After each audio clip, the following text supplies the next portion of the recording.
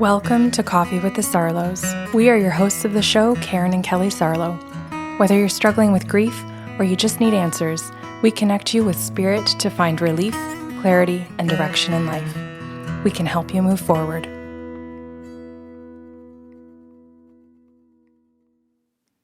Hello, Kelly. Good morning. How are you? I'm excited for a story. Oh, you're excited for a story? I am. Good. I'm glad to hear that. Yeah. Okay. I'm going to jump right in then. So this is a client that sits over Zoom, and her name is Tina. And I made up name. I think everybody knows we always make up names, but just in case this is your first time listening to the podcast, made up name.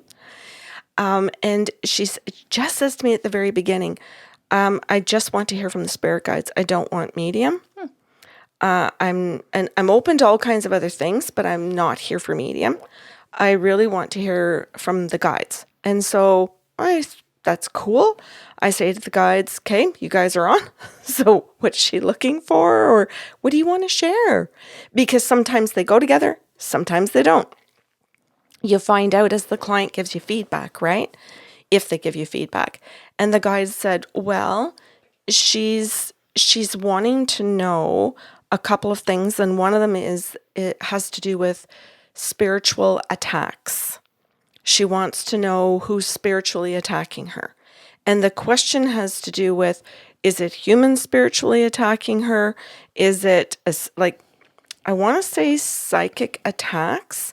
And I'm learning some things here in this session with her, because some people are going to say, well, isn't it just humans? And then other people in different levels of what they call spirituality believe that there are other beings that are attacking them, like evil spirits. Mm-hmm.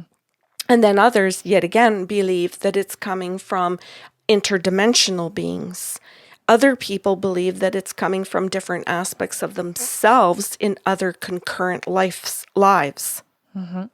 So there are lots of different ways that people believe that there are energetic attacks. And I guess you can use a bunch of different terms for these, right? So I had to really listen to what the guides were saying and all of the different ideas. And I said, well, which one? And they said, well, she's not sure, because in her spiritual excursions in life or experiences, she's met a group of people and different groups of people through the decades that have come up with different versions of this. So she's actually feeling very confused and actually doesn't know. And I said, go on, tell me a little bit more. I'm still confused and I still need more clarity to talk to her. And they said, well, over the decades, she's actually paid different energy healers and workers and spiritual people directly and indirectly. And I'm like, what does that mean, directly and indirectly? Well, she's booked appointments with them directly, and indirectly, she's gone to like group events where they're doing a group meditation, and somebody has approached her and said, in the meditation, I see you've been psychically attacked. Well, she didn't know that at that time. Somebody is telling her these things. Oh, I see your aura, and it looks a little off color. It's not pinky. And she's like, what does pink mean? So she's not getting enough information, but she's getting some information that's causing a level of what the guides are referring to as anxiety over all of this in life. And I said to the guides, oh my God, let me bring all of that up first then and ask her, make sure all of this is accurate for me. So I asked Tina and I said, hey, the guides are talking like that you've had this stuff going on for decades, and this is something that's like really playing on your mind right now. And she went 100%. She said, I was really hoping that they were going to bring this up without me having to ask. And she says, Karen, I don't mean this to be mean or to be testing you, but I really needed just to sit here just to see, like, will somebody understand what it is that's going on in my head? And will somebody be able to like pull this all apart for me? And the ultimate test then, of course, she says, is to not say anything, and is just to show up and have you get this information and then be able to say to me, she says, because right now, just what you've said to me, I feel like I can freaking breathe. And she says, because I feel like I've been holding my breath since and I didn't realize that since all of these people have been saying these little things to me. And I said, yeah, I said, you get a lot of spiritual people coming up to you, saying things that you don't understand. And she goes, go on. And I said, where they say general things or things that cannot be explained, or they say it in such a way that they don't offer you an explanation. So they might say something to you like your aura is off, or there's something attached to you, or there's a cord coming out of your back. But if you or you're not, your shade of blue is kind of gray. Because it's called a hook. Yes. They hook you with your intrigue. Now they've got power over you. Yeah. So that they can tell you something that you need. Yeah. And then you want from them. Yep. Yeah. Exactly. They're frauds. So she answers that and she says, yeah. And I said, this is happening repeatedly to you. But one of the things that the guides are saying is that you avoid confrontation. And she goes, she just kind of laughs. She goes, okay, what's that got to do with this?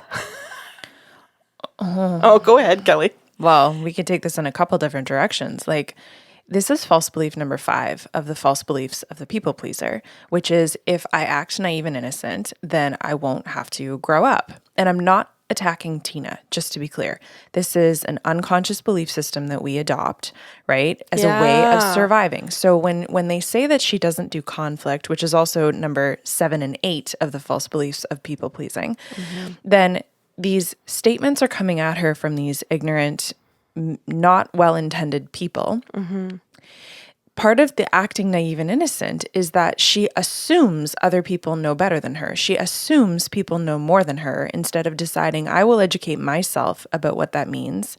I will decide for myself if I believe in what they're saying instead of just believing everything that is said to me.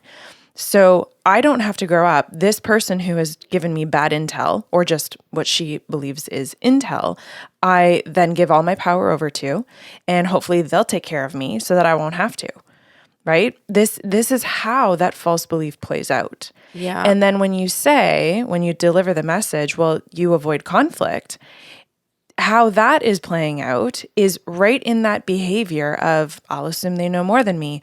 I'm not willing to confront that what you just said to me made me uncomfortable. I'm not willing to confront the fact that I didn't invite that information. Yes. That you never asked me, if that was a boundary for me. You just came up and said these things to me and then told me what I need. This is a people-pleasing behavior. Yeah. And that will play right into the hands of people who want to abuse power. Yes. Who want to take advantage of you. Yeah. And so the guy, thank you. You did such a great job of explaining it. And let's add now. Well, I'm gonna add this. You take a pause for a second here. I'm gonna say this is exactly what the fake Instagram accounts are doing to our followers. Yes. Because, and we know, guys, we know that they're out there. Thank you for alerting us. I'm so sorry that it is happening to you. But they reach out with exactly what we're talking about to say, hey, I got a message from the universe or a message from one of your loved ones.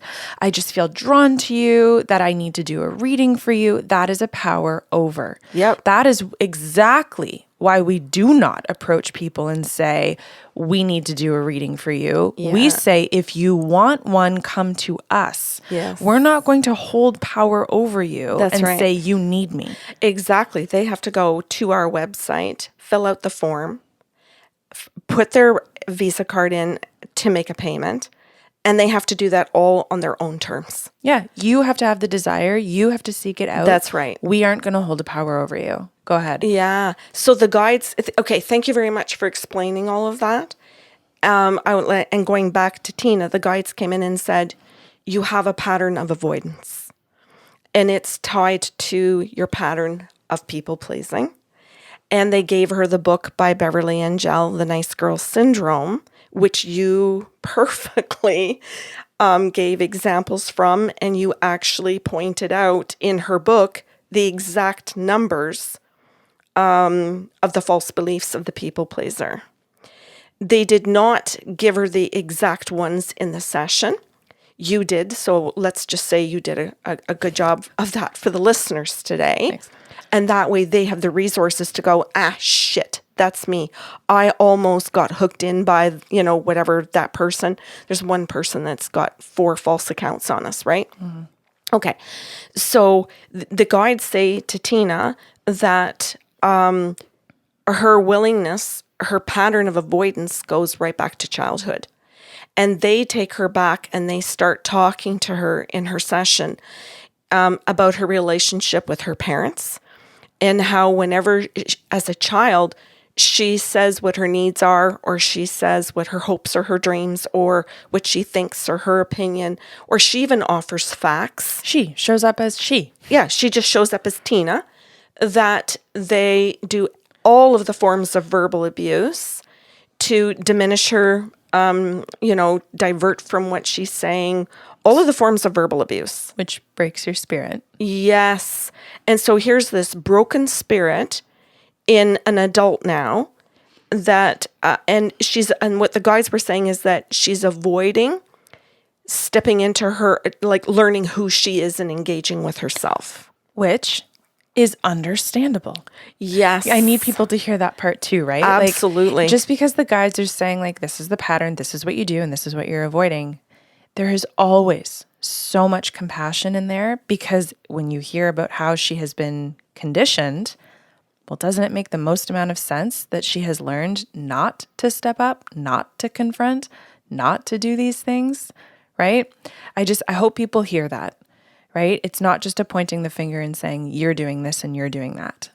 Yes. So the guides have that conversation with her, and actually they said that it is understandable, it is reasonable. They used a whole bunch of similes to give her the time to absorb. I don't think you know what a simile is, but go ahead. Oh, go ahead. What's the right word? A simile is when you Synonyms. Okay. Sorry. You use that word. I don't think you know what it means. You would be right. I don't. Oh, you know what, Kelly? Homework tonight. Look up simile.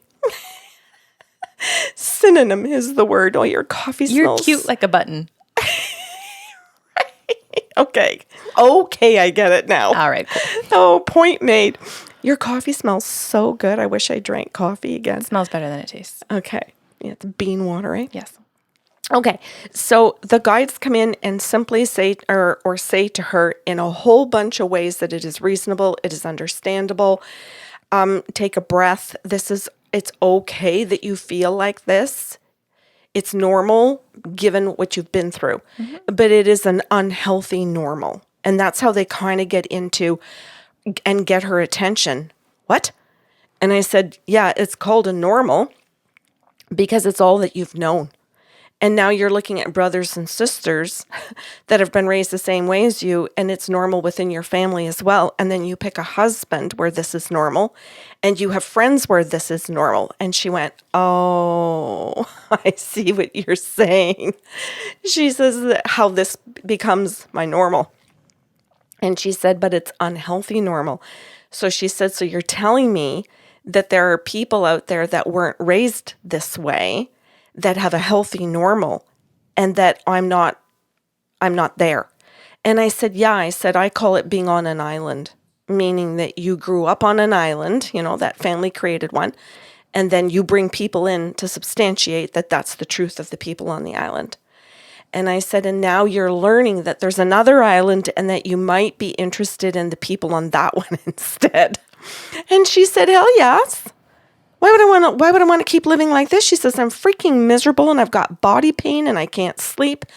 And she says, I've got a ton of problems. And she says, and I've got anxiety and I feel like I'm heading into a depression and menopause. And I said, oh boy. I said, then it sounds like you're right on track, that like it's chaos, right? And she said, I am in it. Why'd you say you're right on track? Right on track for her growth to come out of it. So she's on track in terms of the spirit world saying she's at that point where it's building so high. There's so many things that are wrong. There's so much drama. There's so much body pain. So little sleep. So She's many coming to a head. foods. Yeah, but I want to explain some of them. She's eating foods that are not healthy for her, though she knows they're not healthy. So like there's all of these areas in life she's sabotaging, some purposely, some subconsciously, as a result of her emotions being dysregulated. Mm-hmm. Why are they all dysregulated? Because everything around her is unhealthy. So the guide said she's right on track, meaning she's here sitting in front of you talking to us, and we want to put her in the direction and on the track of getting to that island where it's healthy. Mm-hmm. So I had a little conversation with her about that and said, hey, the guides are saying this. Is this how you feel at this point? Do you want that, or do you want to end the session, or do you want to change subjects right now? What do you want? Where are you at? And she goes, oh my God, you're actually asking me? And I said, we sure are. And I said, because if I sit here and spend the next half hour giving you the tools to get to Healthy Island, and it's blah, blah, blah to you, and you're so content with your pain, and you're so familiar. And she goes, no, I wouldn't do that. And I said, well, how much do you like your home? And she goes, what do you mean? And I said, are you willing to leave it? Are you willing to move out? No. I said, well, that's what I mean by, are you willing to do the work to get to the other island? You may have to live in a different home. Well, I really like my home. I said, well, yes, but there are lots of homes, and there are other homes that are as nice as yours and nicer than yours. And you know that as a fact, right? Yes. Okay, can we just... Yeah, you go ahead. Yeah, you're giving one example, and I don't want anyone to think that they have to move out of their house to do this dirty work. Right. We're saying that change has to happen. Exactly. And that change can look like a lot of different things. I just did a discovery call, I think last week, where someone said to me, if I do this coaching program with you, like, you're not going to like end my marriage, right? I don't have to like divorce my husband. And I was like, I'm not making that promise to you. I'm not going to make that your homework. But you, right, as a result of your healthy tools, may in fact realize it's the healthy island or staying married. Yeah, it can be anything. Yeah. And I'll just point out that that's also false belief number 10. Of the people pleaser. Yes. Absolutely. Yeah. So like you have to, there's a beautiful quote, I'm going to butcher this, but it is out there. You have to be willing to give up the life that you know to have the one that you want. Yes. Especially when we're looking at health as the option moving forward. Absolutely. Yeah. So there was a wonderful conversation with her around that the spirit guides are not going to force it on her, that I'm not going to force anything on her, that authors of books, therapists, no one's forcing, nobody. It's all just being presented to her in the session with her spirit guides after choosing open, that she wanted to hear, that there were all of these choices that she had, and that including the fact that she would sabotage some of them by saying, I can't give up my house, without considering that there are all kinds of beautiful homes, and some of them as nice or nicer than the one that she's in. Why is the house a fixation? It goes to perfectionism. And this was really important in the session. You've asked a great question, Kelly. We had a great big talk, and I mean the guides in her, in terms of the fact that all through this life, she's focused on the perfection of her house, the gardens, the lawns, the inside of the house, projecting the paint. An image of herself onto the world of success. Yes. And this was part of the avoidance, another aspect of where she avoids. So instead of dealing with what she really needs to deal with, it's easier to go garden, it's easier to go mow the lawn, whatever it is, paint another room, tear out another cupboard and remodel something, go get another couch. Well, interesting, because like you've got different issues in there. It's not just perfectionism. Yeah. It's also distraction. That's the avoidance, right? Yes. And there was also, I believe the spirit guides talked to her about an addiction to spending. Okay, so can you okay, thank you for bringing that up. Yeah. Can you also bring us back to the fact, like, can you tie this together in terms of, people initially are telling her about spirits attaching and Yes. attacking? Can we talk more about that? Yes. So all of the avoidance was that the spiritual people were saying that she was attacked and she wanted to believe that instead of actually doing the work on herself. Instead of actually dealing with, I need to see some changes in my life. Oh, okay.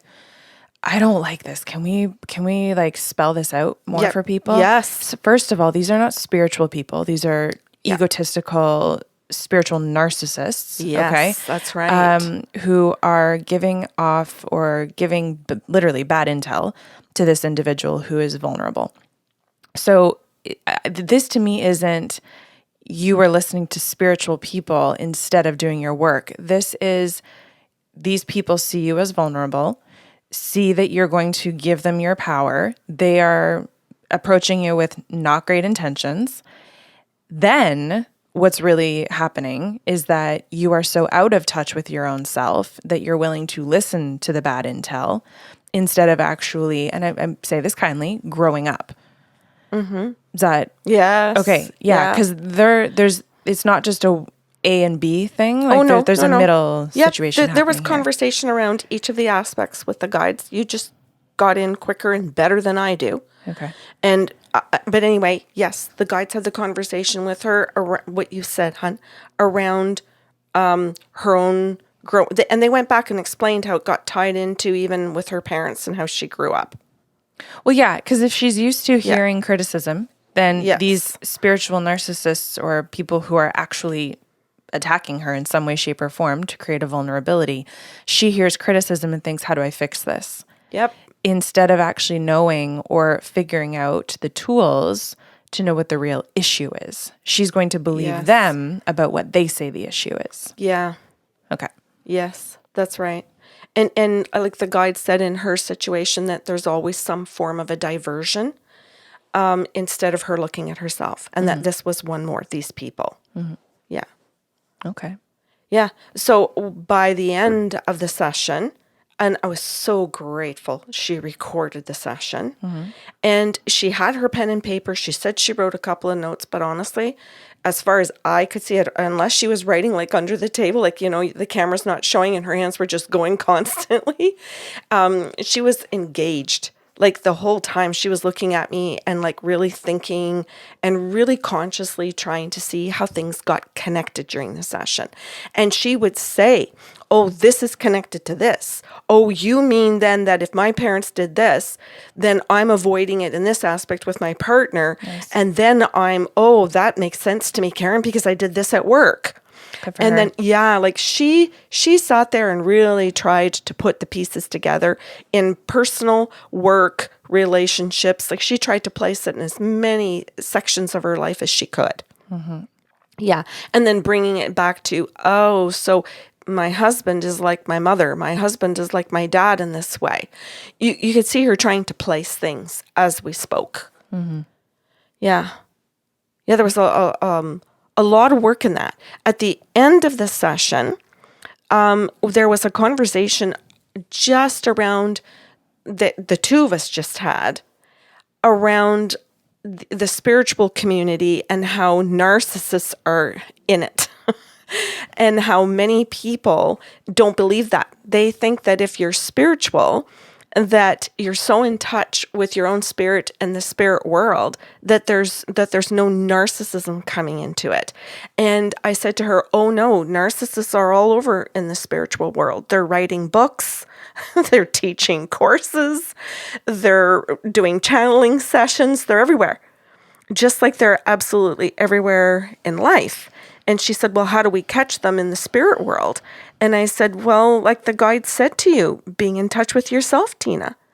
Like you have your own spiritual practice and to value that more than you value the people coming up to you saying that there's all these attachments and that they need your money or that they need power over you. Mm-hmm. If somebody's looking for your money and power over you, there's two flags right there that you're dealing with somebody that's inauthentic. And she went, oh, that might be the best thing I took out of this, or like one of. Yeah, I'll say too, fear mongering, right? Like Yeah. if they're delivering a message to you to create fear within you, where there isn't an intention to solve other than to say, you need me, that's an issue. Yeah. Oh my God, that's so good. Yeah. Very good, Kelly. Anyway, so we came to the end of the session. It was kind of bumpy at the very end because let me tell you, it was packed for a full hour. And I don't know, I just thought this was really valuable for people in all of the ways like that her session presents that our avoidance in our current life, presently, can mean that sometimes we don't see it all the way back to our childhood and we don't understand that's where it originates. And that because of that, as we get healthier, we may not realize that the very people that we are struggling with are the people closest to us and the ones that have been with us the longest. And that may also be part of the avoidance because we look at that whole group of people and we think, oh, I don't want to get rid of all of them. And that's a scary thought instead of thinking, well, wait, maybe there are just, steps and processes where I get healthy in a way that I can manage, in a way that's healthy and good for me. And it's not throwing all of this out all at once, that there's a process. And I think that's one of the nicest things that I saw come out of her session to help her come out of her fear, that this was process. And that she would be working on that for the rest of her life. It wasn't something where there was an end goal, like on Saturday at 12 o'clock, or in 1 year, or I will be here when I sign my divorce papers. It isn't definitive. No, I just shared this with book club the other day, and I'll do it again on the podcast. I guested on someone's show when we had a great time. She was a lovely human. Oh, yeah. And then she put out the cover art for the podcast episode that I did with her, and I did it all on people pleasing. I was educating all about it, and she's got my nice little picture up there, and it says underneath, recovered people pleaser, and I just, palm to face, and was like, no, the whole point was that this is not... you don't arrive. This is an entire lifelong process that you will be a recovering people pleaser, right? You have to stay active in this process. That's the entire message. Thank you. Yeah. Anyway, I laughed just because nope. Yeah. Can confirm. Yeah. Number 2 over here as a recovering people pleaser, that it is a lifelong process. Yeah. It's not something with an end date. And it's not just people pleasing, it's self-awareness. You have to constantly be in an active role in your own life to be observing, to be making those minor tweaks and changes that you need for the purpose of health. Right. Beautiful. Thank you. Yeah, well, thank you for Tina's story today. Thank you for listening to Coffee with the Sarlos. If you enjoyed the show today, please be sure to subscribe on your podcast platform and leave a review. New shows will air every other Saturday.